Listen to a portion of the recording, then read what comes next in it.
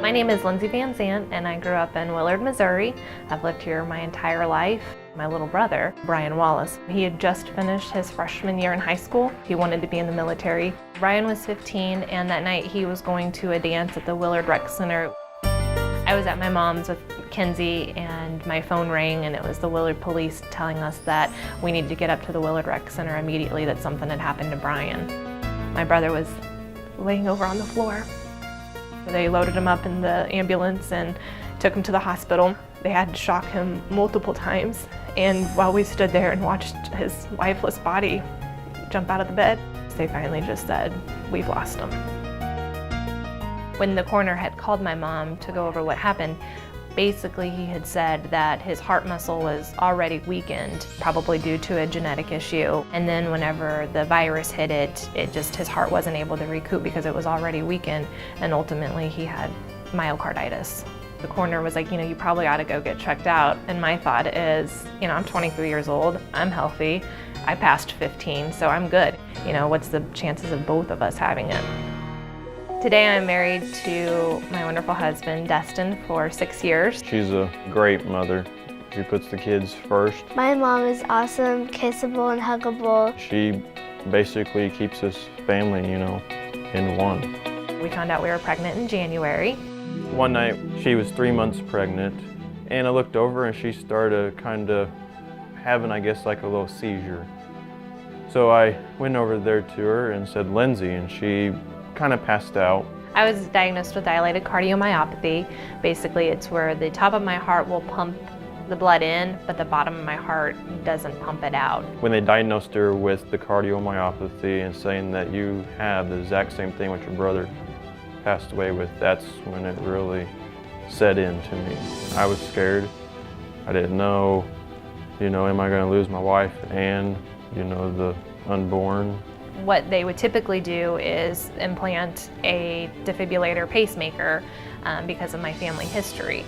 Although since I was pregnant, I wasn't able to undergo that type of surgery. My heart was starting to deteriorate fast, so they went ahead and decided to induce me when I was 37 weeks. Our brother that passed away was born actually on September 18. And she was born at 11:58 on September 18th. So the Briley was after him, and her nickname is Bri. I thought everything was going to be perfectly fine after that. A week after I delivered my second child, I went into cardiac arrest. We went to bed that night, and I woke up to her gurgling, trying to gasp for air. Immediately I checked for a pulse. I don't know how I knew to do that. So then I grabbed my phone immediately and called 911. Told them that my wife is unresponsive, so she said you need to clear her airway. So I cleared it, and she said now you need to do CPR. Never in my life I've ever done this. She said you're going to place your hands right in the middle of her chest, and you're going to just start pushing as hard as you can. It was really terrifying because I didn't know what was going on. I told my sister Briley, "Mommy's gonna be okay, it's okay." Then the paramedics came and they shocked her 3 or 4 times, and then I could hear them say, "We got a pulse." So they had taken me to the hospital. The doctor came out. He said, "If it wasn't for you starting the CPR, she would not be here." They put me in a medically induced coma because they didn't know how long my heart had stopped. Whenever she was in that coma, I thought, I may have to take her spot. I just didn't know how I was going to try to be a father to an 8-year-old and then, a week-old baby. She was in there for 3 days, and they started warming her up, and the next morning they called me up and they said she's awake.